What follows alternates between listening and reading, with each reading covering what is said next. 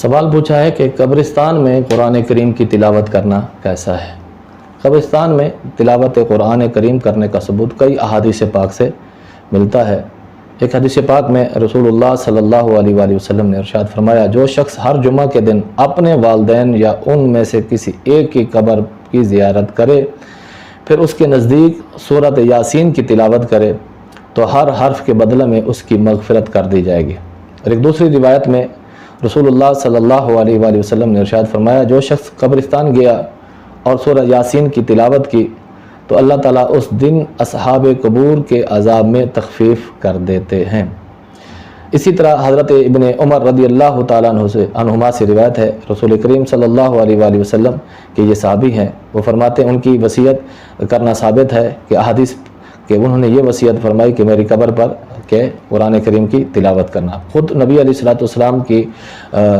حدیث پاک سے بھی ثابت ہے کہ جب کسی مردے کو دفن کر دیا جائے، سورہ بقرہ کا اول حصہ سرہانے کی طرف اور اس کا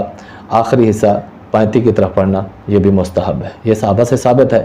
اور اس کے علاوہ شرح الصدور کے اندر بھی ہے کہ جو شخص جو حضرت ابن عباس حضرت انس رضی اللہ تعالیٰ عنہ سے روایت ہے، رسول کریم صلی اللہ علیہ وآلہ وسلم نے ارشاد فرمایا، من دخل مقابر، جو قبرستان میں داخل ہوا، فقرأ سورۃ یاسین، اور اس نے پھر سورۃ یاسین کی تلاوت کر لی، فخفف اللہ عنہم وکان لہ بعدد من فیہا حسنات،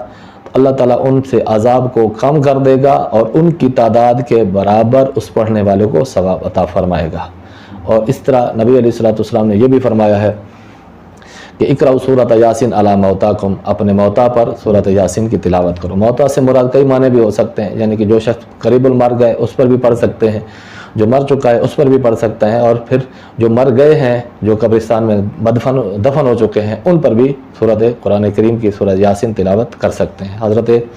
ابوبکر صدیق رضی اللہ تعالیٰ عنہ سے ایک روایت ہے سورۃ یاسین کے بارے میں، جو اپنے والدین میں سے کسی کی قبر پر جا کر بیٹا اگر قرآن کریم کی سورۃ یاسین پڑھتا ہے تو اللہ تعالیٰ اس کے بدلے میں اس کے والد کی مغفرت فرما دیتا ہے۔ بہرحال قرآن کریم کی تلاوت قبرستان میں کرنا باعث اجر و ثواب ہے اور کئی احادیث پاک سے ثابت ہے، اس کا انکار کرنا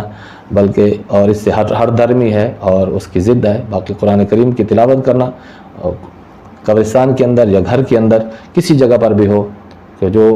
تلاوت کے لائق کی جگہ ہو تو اس پر کرنا بالکل جائز ہے، حدیث پاک میں ثابت ہے۔ اصالہ ثواب کرنا بالکل جائز ہے، کوئی اصالہ ثواب ان کو پہنچتا بھی ہے، وہ ان کو دیکھتے بھی ہیں، پہچانتے بھی ہیں۔ جو قبر کے اندر مدفن ہے وہ اگر دنیا میں پہچانتے تھے تو اب بھی پہچانتے،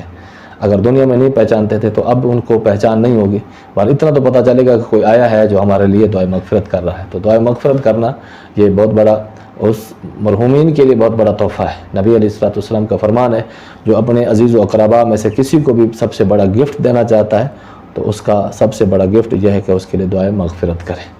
واللہ تعالی عالم بالصواب۔